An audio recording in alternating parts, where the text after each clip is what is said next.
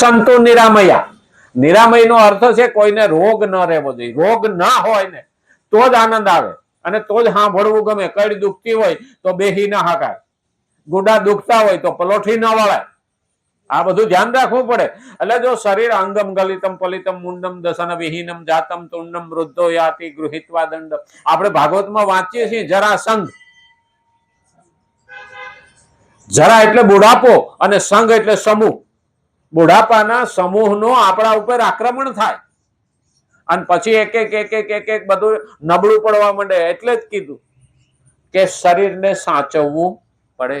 શરીર સારું નહીં હોય ને તો 100 કરોડના બંગલામાં રાખ્યો હોય ને તો પણ એને આનંદ આવે નહીં. પણ જેનું શરીર નરવું હોય છે ને એને ઝૂંપડામાં રાખો તો જલસા.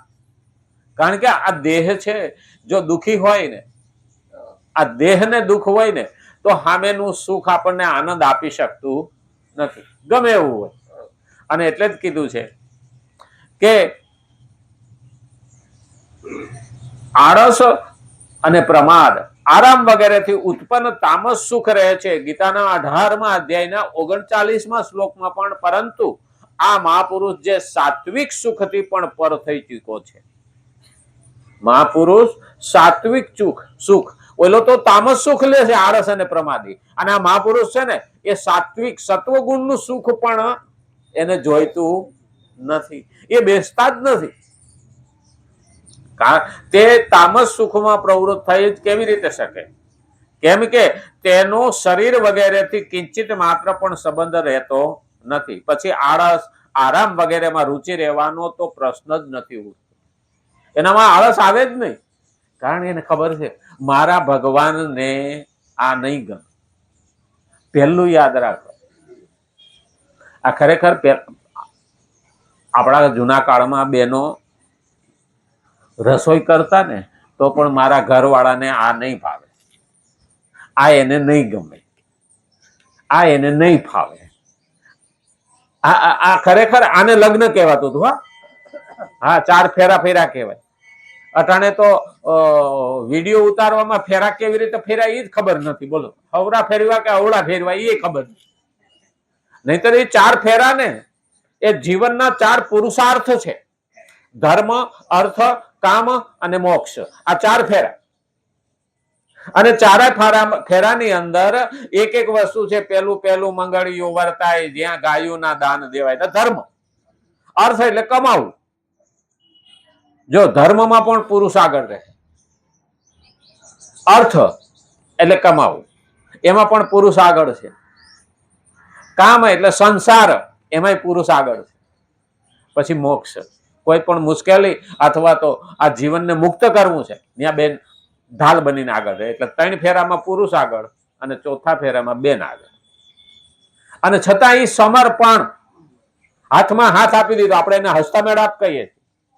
વિષ્ણુ વરાય નમઃ, હાથમાં હાથ હસ્તમેળાપ. આનો મતલબ શું કે પતિના સુખમાં સુખ અને પતિના દુઃખમાં દુઃખ. આ સમર્પણ. હવે એટલું માણસ જાણતો હોય ને આ સંસારની રીત, તો ભગવાનની આયરે ભક્તની રીત સમજણ પડી જાય. મારા ભગવાનને આ ગમે છે એવું ભક્ત રહે, મારા પ્રભુને આ ફાવતું નથી તો એ એવી રીતે રહે. જ્યારે માણસ આવી રીતે ભગવાનને ગમે એવું રહેવા માંડે ને એટલે ભગવાનનું એનું લગ્ન થઈ ગયું. પછી એનાથી આઘો જાય નહીં. હા, પતિ હાજર ના હોય ને તો પણ ઘર હાલે.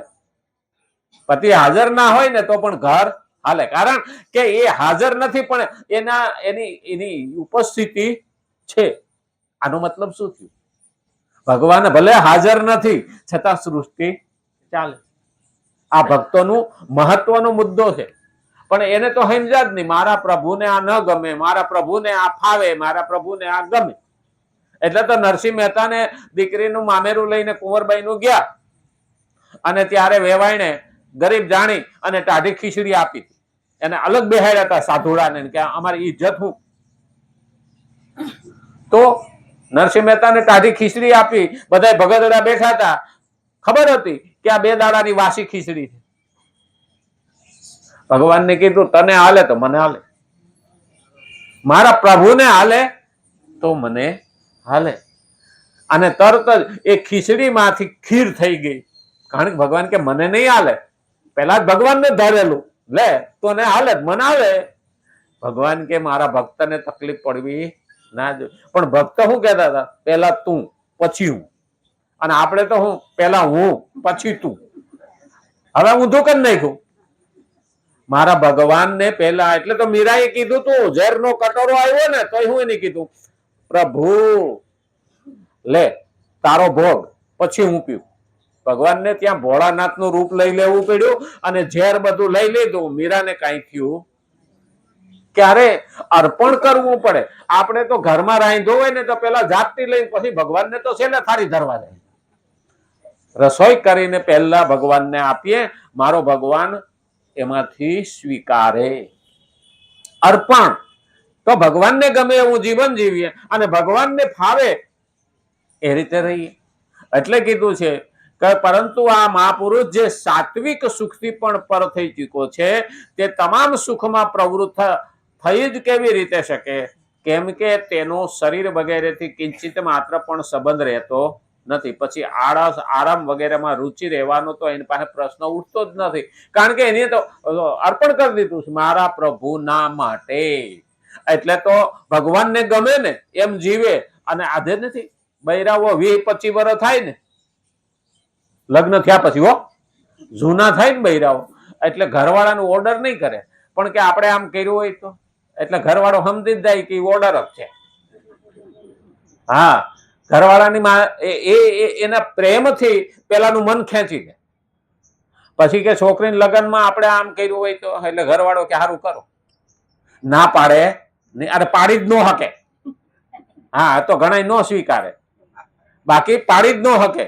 એમ ભગવાનને ભક્ત એમ કે પ્રભુ આમ કરવું હોય તો ભગવાન કે કરવું જ પડશે, નહીતર મામેરું ભરવા આવે. ખરેખર એ ખીચડીને બદલે ખીર કરવા આવે જ, કેમ નહીં? દ્રૌપદીએ જયારે પાટો બાંધ્યો ને ત્યારે ભગવાનને પાટો બાંધ્યો ત્યારે એ હારામાં હારી મોંઘામાં મોંઘી હાડી ફાડી નાખી હતી. પણ ત્યારે એવો વિચાર નહોતો કર્યો. પ્રેમ હતો, ભાવ હતો, ભક્તિ હતી અને મિત્રતા હતી તો પાટો બાંધી દીધો. તો એના માટે ગણતરી કરવાની ના હોય, એને ભગવાને ગણતરી કરી રાખી કે જેટલા તાર છે એટલી હાડી તને હું પહેરાવી. તો એને ભરી સભામાં હાડી પહેરાવી. પણ આપણે તો પહેલા જ હાડી ફાડીએ તો જો એટલાની હાડી ફાડો, એટલા અંદર તાર છે, એટલા તારે મને હાડી દેવી પડશે. ભગવાન કે તો જા, તારી હાડીમાં નથી જો, તારા પાટો નથી જોતો. આપણે પેલી શરત મેલીએ, પ્રેમ હોય, ભાવ હોય, ભક્તિ હોય અને પ્રભુ તરફ સમર્પણ હોય તો ત્યાં ગણતરી હોતી નથી. આ તો આપણે દેખાડો કરીએ, ભગવાનને કહીએ. હે ભગવાનને તો કે નહીં હો. ભગવાનને આમ ધરતો હોય ને તો આમ બધાને કે જોજો આ કોરોના વખતે નતો લોકોને 2-5 બિસ્કિટ દે તો મારા બેટા કેમેરા વાળાને બોલાવે. અરે તું એ લોકોને નથી ખવડાવતો, આ ભગવાનના બાળકોને તું ખવડાવે છે. એમાં દેખાડો શું કરવાનો હોય? આપણે આપણી દીકરીને દઈએ તો થોડુંક આપણે પેપરમાં દઈએ છીએ કે હું એટલો કરિયાવર દઉં છું. નહીં, મારું છે ને મારે એને આપવાનું છે. તો આ